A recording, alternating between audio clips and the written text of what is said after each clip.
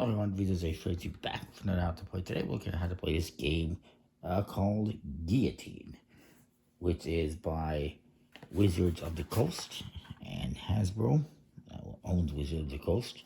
This is, I think, one of 2 games I have by Wizards of the Coast. It's a pretty cool game. I do like this one better than the other one. It is, I don't believe it says, but I believe it's for 2 to 4 players.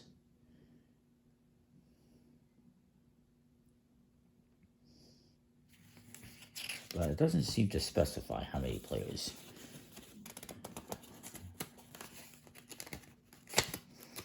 Which is kind of weird. Usually it says. But it doesn't. In this game is where you win by getting ahead. And it is based on the French Revolution and the guillotine, made by the guy named Guillotine. And it's all about beheading these nobles. And you got different nobles here. They have different point values on them. People like King Louis, the 16th, and Marie Antoinette are worth 5 points. Others are worth, 1, 2, 3, 4 points. Some are negative points. You get some like this, palace guards, which you're going to get points depending on the number. So 1 is worth 1. 2 is going to be worth 2 points each. 3 is 3 points each, etc., etc. And, yeah, the cardinals here too. You can see this one's also 5. There's different colors as well, as you can see. And then you also get these other cards here. These are action cards. And each player is going to get a hand of 5 to start off with. And these do different things, like being able to look at your opponent's hands. You put this in front of another player, and it just gives them 2 points, negative 2 points they can't get rid of. There is moving nobles forward or backwards in this line. Discarding and replacing nobles, and so forth. It's kind of cool, fun artwork. So the way it works is, you have this person here at the front line. Normally you're going to have them, so you can see them. I just don't have too much room here, so I just kind of bunch them all up, but you're going to have 12. In each round, you're going to do 3 rounds, or 3 days, as they say. You got this cool little guillotine stand. And on your turn, you don't have to, but you may play an action card. And in this case, I probably want to play an action card because this is a -1. I don't want that. So I would probably play this one. Trip, move a noble backward exactly 1 place in line. And I can also play another action card this turn if I want to. So I would play that, discard that, and I would probably... And this one would let me look at the player's hand, choose an action card, discard it. But instead, I'm going to give this -2 to my opponent to start things off. And then, using this one, I should have done this first. You get to move a noble backward, so I'm going to move this one backward. So using an action card is a optional action. You don't have to do that, but I chose to do it.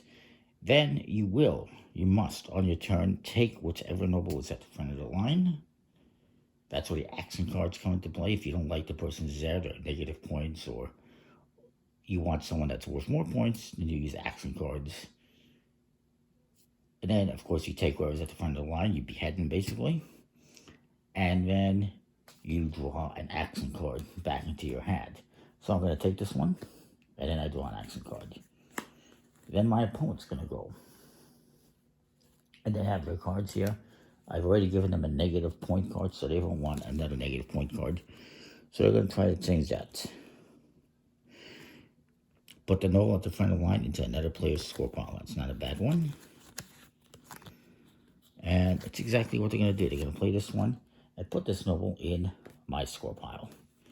And then they're going to take the unpopular judge. And the unpopular judge has an action here that says that no one can play an action card while he's at the front of the line. So that means he wouldn't be able to play an action card, so he has to take them anyway.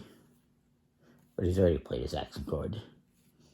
And you keep moving your way through these 12 nobles. Some of the action cards will let you add some more nobles to the line.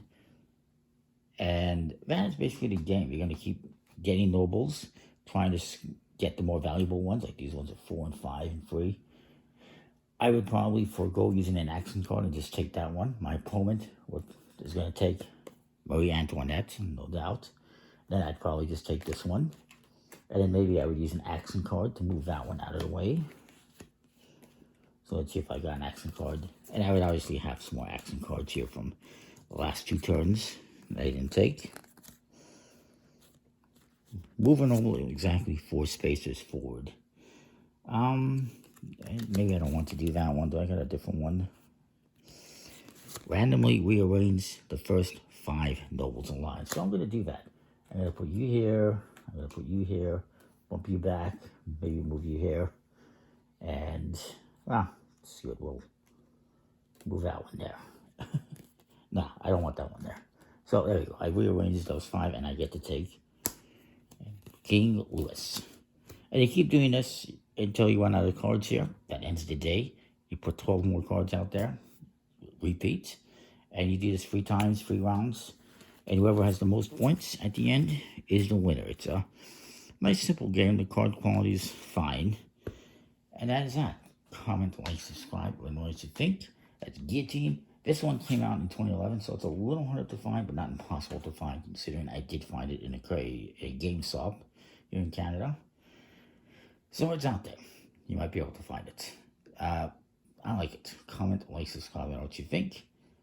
Off with the head. We'll see you. Thanks for watching.